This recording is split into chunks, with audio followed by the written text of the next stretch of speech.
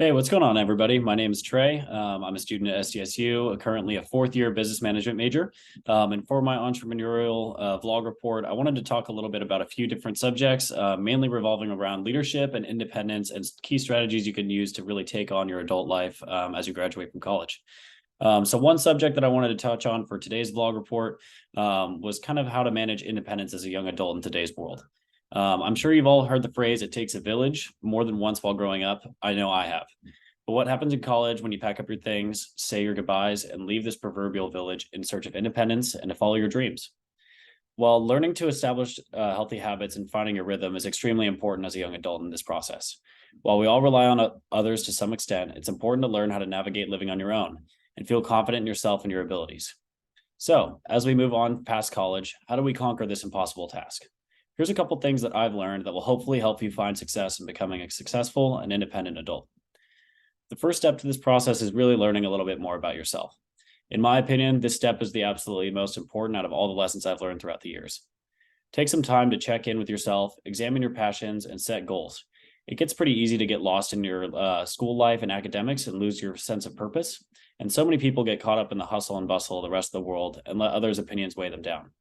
In my opinion, you should instead take a second to take a deep breath and think about your likes, dislikes, your needs, and goals.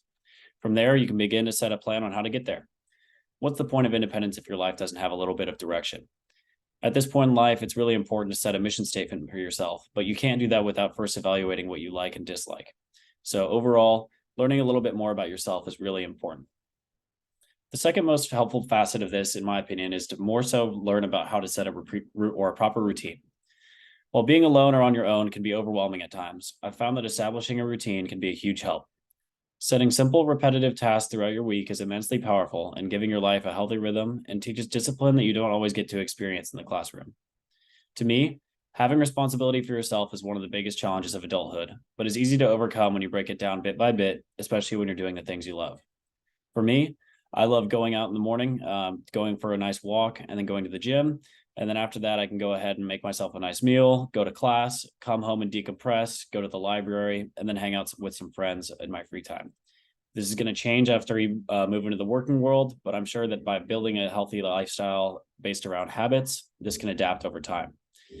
For you, this might be a little bit simpler. Take a stroll to a nearby coffee shop in the mornings, read a chapter of a book you found once a day, or go to the gym. You can really customize your routine however you'd like. San Diego has plenty of things going on, and especially around SDSU. If you want to take a quick look at some events nearby, I can go ahead and throw a link in there. But another key facet to kind of really tackling adulthood is learning to have patience and giving yourself some emotional support. For me, learning how to adapt to the college lifestyle was a daunting challenge, and it's something that really took me or my life by storm. So in my opinion, this last step is probably the hardest of the three, but in my opinion, one of the most important. As much as you can rely on friends, family, and peers to provide support when times get tough, it's important to be realistic and remember who will always be there for you no matter what, which is yourself. A huge component of learning how to become independent is learning how to provide yourself through emotional support. Growing your emotional toolbox takes time, but is very similar to setting a routine. Provide yourself with coping skills that can help improve your mood, such as breathing exercises, a hike, an extra long shower, or meditation. Improving your capacity to be there for yourself is extremely important to gaining independence, as you won't need to constantly rely on others for support. For me, this journey really took a toll on me my sophomore year, which is our COVID year of school. Being on your own and like really tackling distance learning was really difficult for me. And being isolated from your friends is definitely something that we're not all used to. So for me, I really leaned on others, including my friends from far away, to kind of keep me in check and then also explored other options. So one thing that I really tackled as a sophomore was getting engaged in virtual therapy practices, which I thought was really helpful in terms of having somebody to talk to and rely on aside from dwelling on your inner thoughts. But mental health isn't something you can always deal with on your own, and that's totally okay. Some resources that I really liked during my time to kind of help me get back on track was virtual therapy via Happier Living, which is more of a virtual therapy service. I love them. This isn't an advertisement, but one thing that was really awesome was that they bundled together psychiatry practices as well as virtual therapy, which is super awesome because it provides the medication route as well as somebody to kind of lean on and be there for more the social and psychological side of things. SDSU also offers a variety of counseling and psychological services, which are free to students.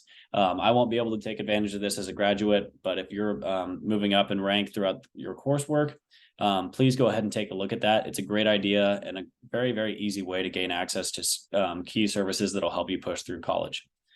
Another thing that's really small, but I touched on it briefly a second ago, is just basic breathing exercises.